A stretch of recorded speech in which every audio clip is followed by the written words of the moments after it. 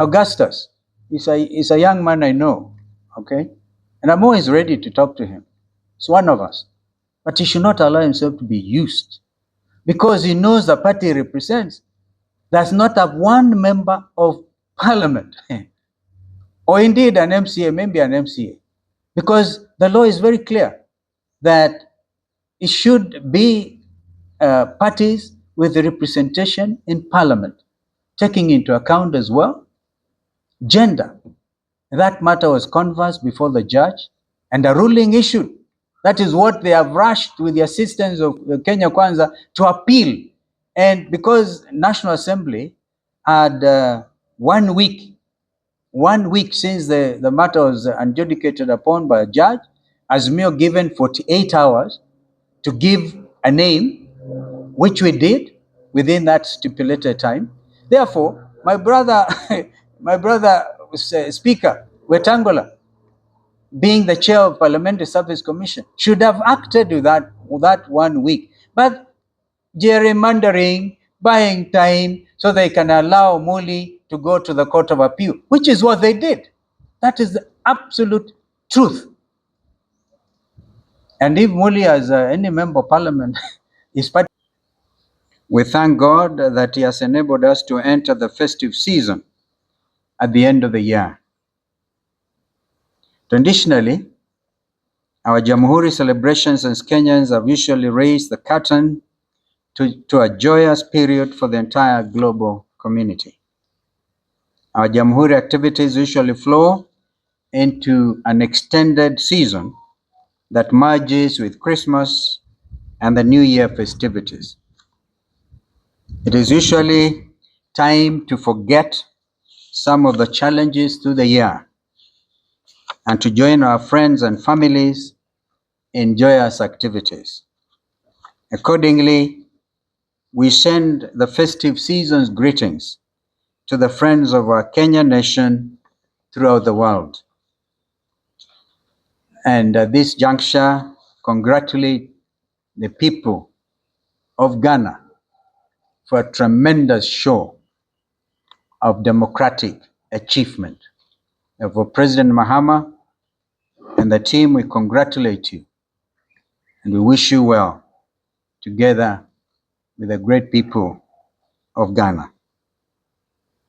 Nonetheless, we remain conscious of the hard times facing a majority of Kenyans, both as individuals and families this year. It has been a very difficult season marked by huge unemployment, heavy taxation, confusion in healthcare, lack of direction in education because of the unclear direction in the rush implementation of the CBC education, oppressive university education funding, insecurity, impunity, state opulence, and a rigid government that does not listen to anybody. Still, let us not give up on the joy that has traditionally come with the Jamhuri and Christmas season. It is remarkable that this season is also marked by the International Anti-Corruption Day, which is marked today, the 9th December, and the International Human Rights Day, which will be celebrated everywhere in the world tomorrow on December the 10th. Then there is also the climax of the 16 days of activism against gender-based violence, which has gone on for slightly over 2 weeks now. Put together with Jamhuri Day on Thursday this week, this is a truly significant season. We are called upon to solemnly reflect about the import and wider relevance of some of these remarkable days as citizens of our country and citizens of the greater global community.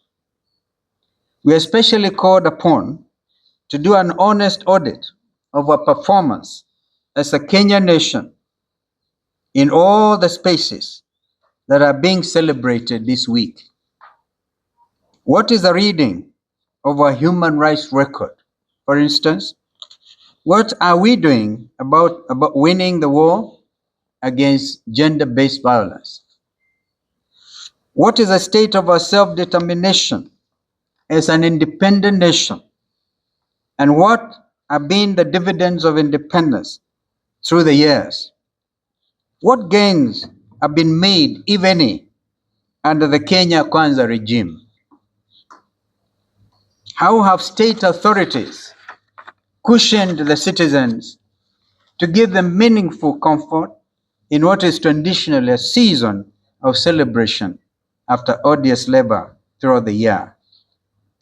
We regret that little of the ending year has brought us any good as a people. Our collective national life has been troubles, nothing but troubles.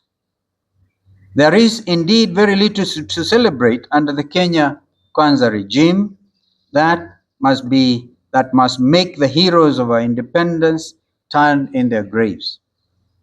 The present regime stands for negations and reversals of all the promises and hopes of Jamhuri in 1963. The founders of our nation freed us from the yoke of oppression and colonialism. This regime is keenly bent on reversing this gain by restoring both physical and psychological torture. Our human rights record is at an all-time low. Good governance, as promised under self-determination, is in a terrible spin. Violence against women and the exclusion in important spheres is at an all-time high. An average of cases, 196 of gender-based violence against women are reported every day. When this should be the week of celebration, therefore, it can at best be only a week of grave reflection. We are doing poorly, indeed most poorly, under the current self-serving regime. Everyone knows that Kenyans are plowed through a very difficult season of gloom and of despair. The Kenya Kwanza regime has been at once mischievous, ruthlessly self-serving, and intentionally oppressive. Its policies and practices throughout the year have been gleeful, happy-go-lucky, and autocratic. The year began with state agencies selling to farmers fake fertilizers. Do we remember, Kenyans? This happened amidst deafening silence from the national executive. And when they finally spoke, they did so to rationalize and justify fraud against the citizens of Kenya. Bad seed was also sold to our farmers during the planting season.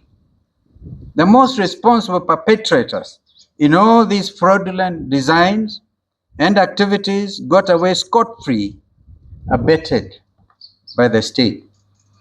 Remember, even genetically modified foodstuffs are with us. In the wake of the fakery around fertilizers and seeds, Kenyans also suffered a thorough beating by Mother Nature. Floods hit many parts of our country. Kenyans drowned in flood waters as the state looked on, unmoved. And when it intervened, it was to pull down people's homes. Remember, Madare. Remember. Without any effort at all to give them the comfort of alternative shelter. The Kenyan state reported that it had set aside hundreds of billions of shillings as floods disaster management funds. To date, we don't know what happened to those monies. Images of marooned families in the middle of heavy downpours and floods still haunt the conscience of men and women of goodwill. Forced demolitions still continue even today under one pretext or the other. The objective is to grab public land under the amorphous so-called, I quote unquote, affordable housing project. This project is shrouded in blatant opaqueness. This can only speak to corruption in high places in a compromised national state. Unfortunately, when Kenyans ask questions about this opaque project, they're accused of being unpatriotic, tribal, hostile to the government, and idle. Indeed, wenye upepo mbaya.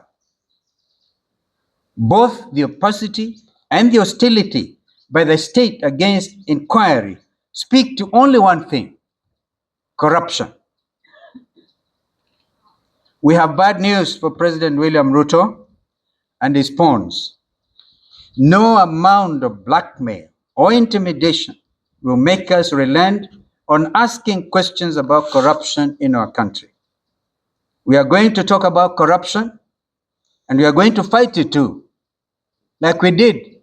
We went to court against the Andani JKI takeover.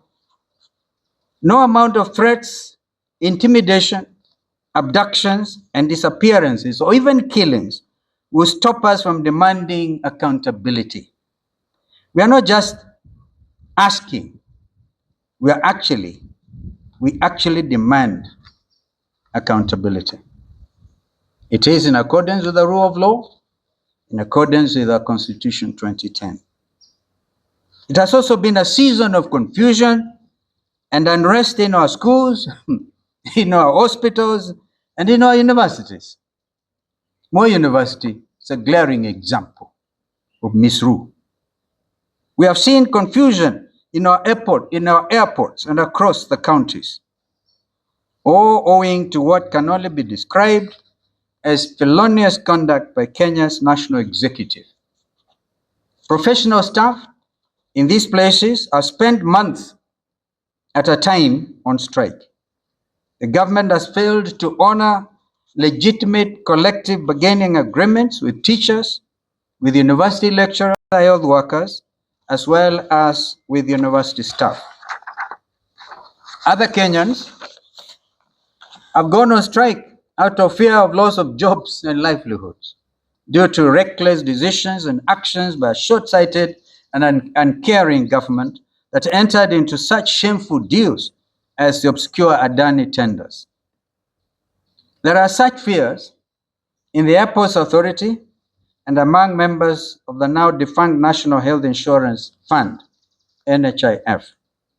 Meanwhile, the Social Health Authority, SHA, that replaced NHIF, is in a state of thorough confusion. Kenyans are dying every day for want of health care because of the confusion in SHA. Was this SHA intended in the first place as a scam?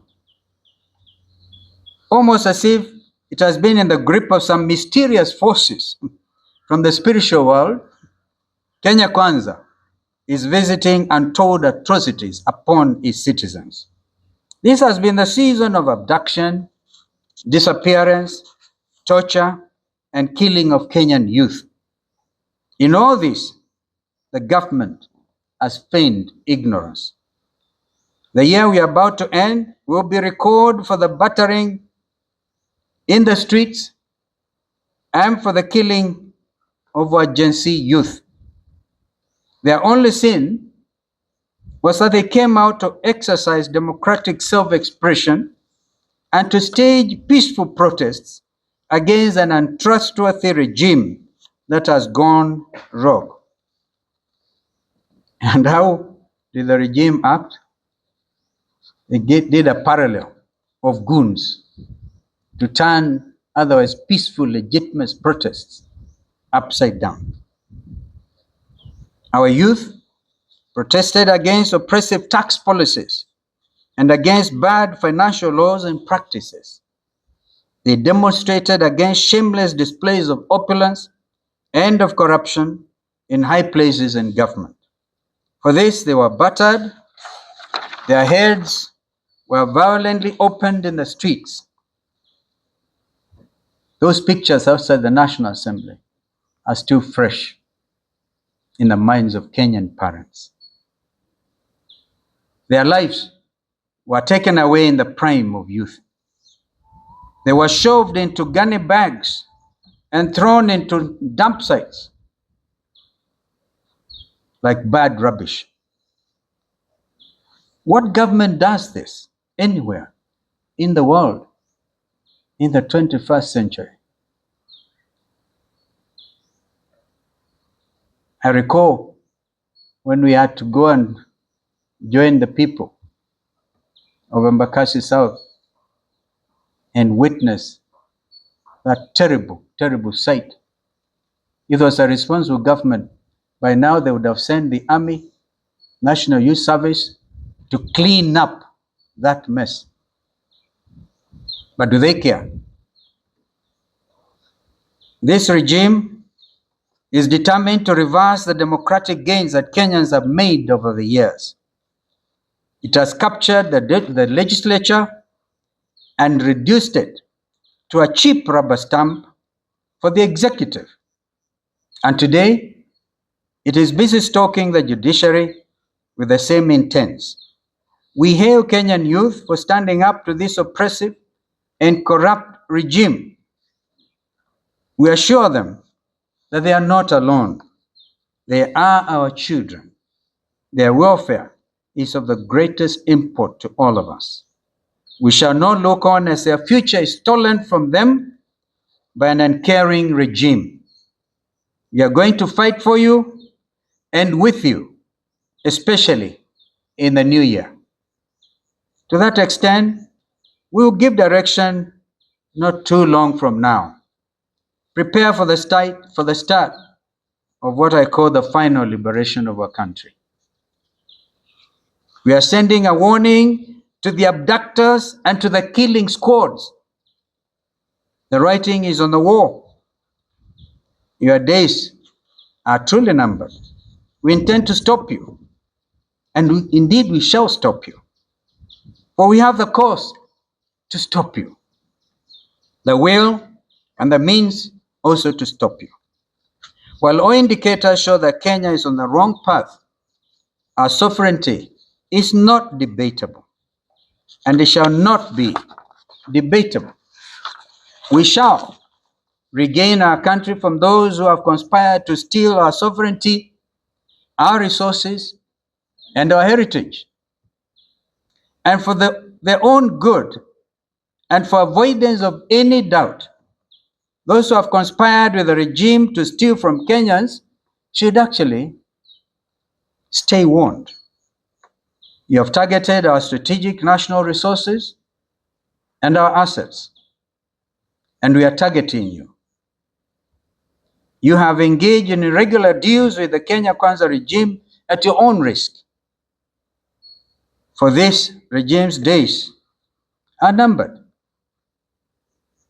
As indeed has been indicated, the wind of change across the African continent, and indeed the whole world, from Bangladesh to now Ghana to Botswana, even recently in Namibia, where they ended up with the First Lady President.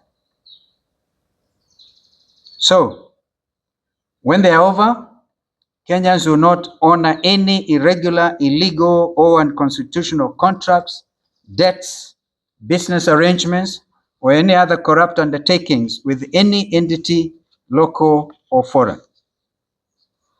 Equally, state officials and public officials who have connived with local and foreign criminal gangs to loot our resources or have led to loss of our resources also should stay warned. Forensic investigations in your unlawful activities, as well as other special investigations in state capture, shall be conducted against you and against your partners in crime. To end the culture of corruption and impunity, we are going to deal with you firmly and decisively when the day comes, and I must give you some comfort, all in accordance with the rule of law. Elsewhere, we continue monitoring Kenya's performance on the international scene with mounting concern and bated breath. The debacle in Haiti, especially an area of prime distress. Our police officers in that country almost like hired mercenaries. Remember, there was a court ruling against that deployment that's never, to the best of my knowledge, been lifted. Kenya Kwanza defied all the voices of reason, including court advisory, to send our officers to Haiti. This kind of impunity is hugely reprehensible.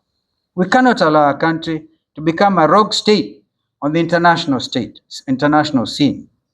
We are closely looking into the matter of deployment to Haiti and will address it more comprehensively in the new year. Closely related to this is the fact that under Kenya Kwanza, our country is now gaining the dubious distinction and outrage of abducting foreign nationals on our soil and deporting them in sinister circumstances against all the known international norms.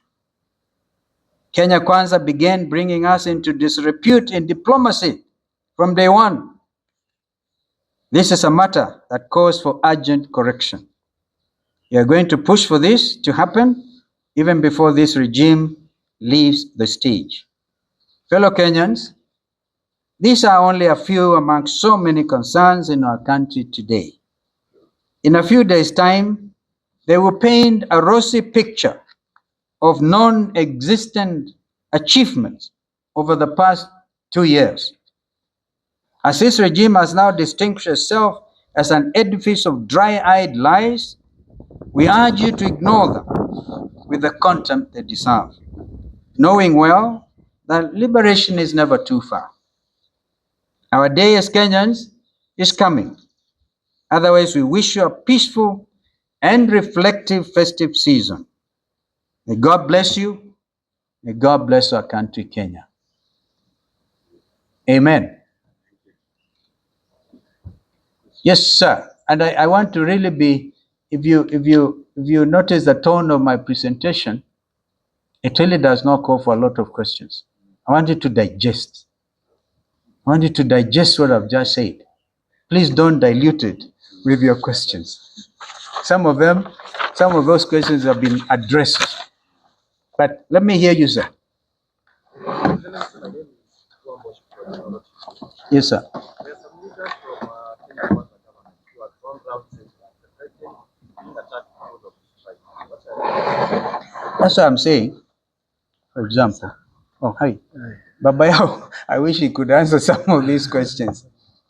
You know, that is defeatist. We are one nation under God. So please don't run to your tribal cocoon and give us that kind of trash. Another question, sir? Yeah, Steve Otieno. Yes, Steve. Nation. Yeah. You've been very vocal on the IEBC Constitution. Yes, sir. Last week you made statements. Today, Augustus Muli said he's open to a dialogue with the other party of Ambassador Kofi Muli. Do you see this being the way forward in solving the They have wasted a lot of time. Let them withdraw the case that is, I said it, state-sponsored through a judge in Kiambu, user-friendly. Let him remain, or let her remain nameless. But she knows what she has done, because that was a tactic in order to delay the reconstitution of the panel in the first place, and then the IEBC. We demand, Kenyans demand this, and I stand in solidarity with the church organizations who have also said the same. The ball is actually in William Ruto's court to tell his proxies to withdraw. You've just mentioned one of them. Withdraw the matter in the Court of Appeal. And then we can discuss if they're still in Azumio. Yes, sir. Maybe you can also clarify that is about IEBC, because there are reports that there was an election that was done within the Azumio coalition, and Augustus Muli, Ghana 16 votes out of 7. Maybe to confirm if was an election in the first place to determine who will represent the So first of all, an election based on what law? Number one. And number two, even if there was, all right, these matters were canvassed before the judge who had the matter. For example, that Augustus is a young man I know, okay? And I'm always ready to talk to him. He's one of us. But he should not allow himself to be used because he knows the party he represents does not have one member of parliament or indeed an MCA, maybe an MCA, because the law is very clear that it should be parties with representation in parliament, taking into account as well gender. That matter was canvassed before the judge and a ruling issued. That is what they have rushed with the assistance of Kenya Kwanza to appeal. And because National Assembly had 1 week, 1 week since the matter was adjudicated upon by a judge, Azimio given 48 hours to give a name, which we did within that stipulated time. Therefore, my brother, my brother Speaker Wetangula, being the chair of Parliamentary Service Commission, should have acted with that 1 week. But gerrymandering, buying time so they can allow Muli to go to the Court of Appeal, which is what they did. That is the absolute truth. And if Muli has any member of parliament, his party as a member of parliament, then we will also hear. Because that was what was clearly adjudicated. This attempt, therefore, to blame Wiper, to blame me, is completely hogwash. I'm sorry to tell you. It doesn't stand in the face of what is lawful, what the courts have done. And I must congratulate Justice Lenaola for coming out so boldly. We don't expect normally a judge to come as boldly as he did, including during the impeachment process, when even filing system within the judiciary was interfered with by the executive. But those are matters that I think will be dealt with in court.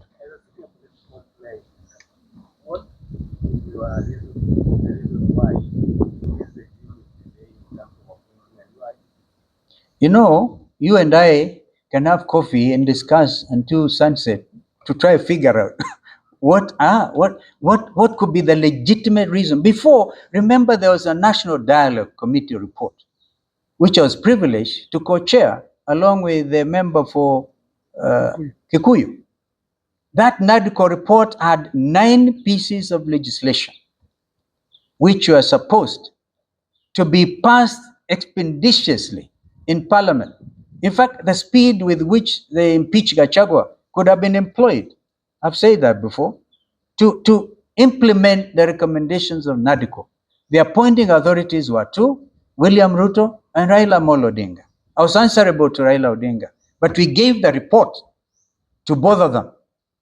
And then one morning, I'm called and told, they are signing the IEBC now, because that one at least went through, the Amendment Act to IEBC.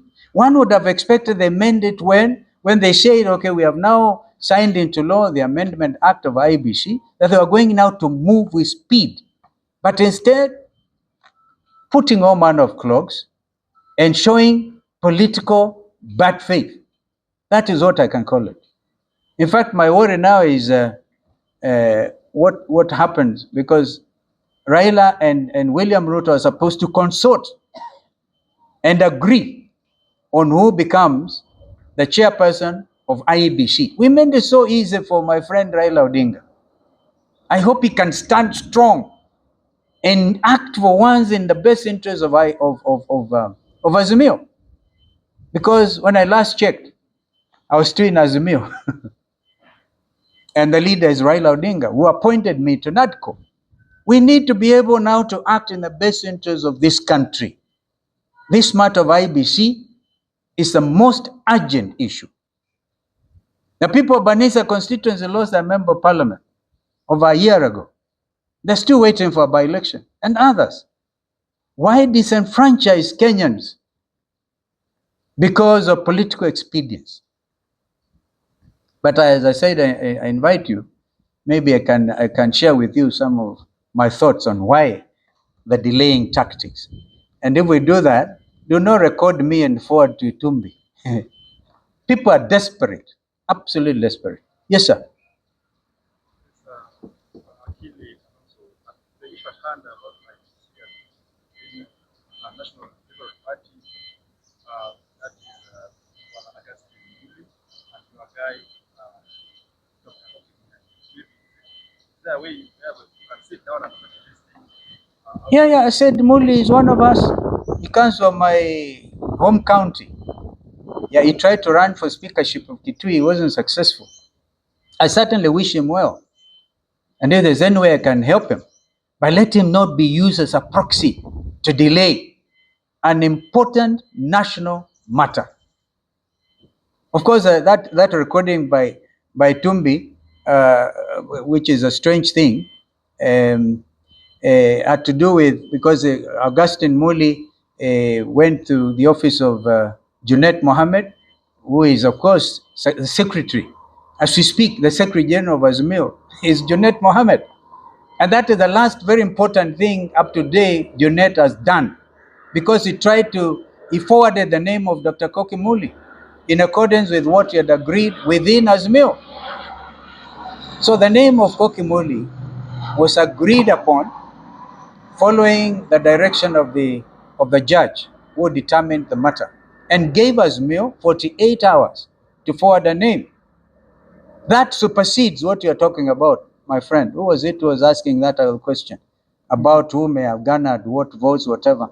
That did not take into account the fact that the national, whatever the party is, yeah, because there are 23 parties, by the way, in Azimio, yeah, but one had to have a parliamentary party. And everybody in this country knows Wiper Democratic Movement is a parliamentary party.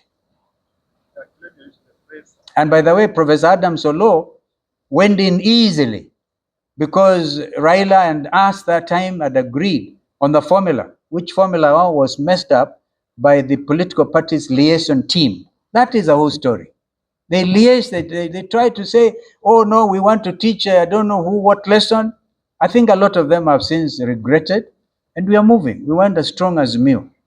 Even if they do not have membership in parliament, they're still members of the coalition. But unfortunately, the law stipulates, you have to have at least membership in the House. And this is the clogging. But I'm telling you, the truth of the matter is the state interfered, okay, to make sure that Koki Muli's name is not forwarded. Unfortunately, the names have to be forwarded as a team, the 9 of them. And I think my friend Weta knows the truth.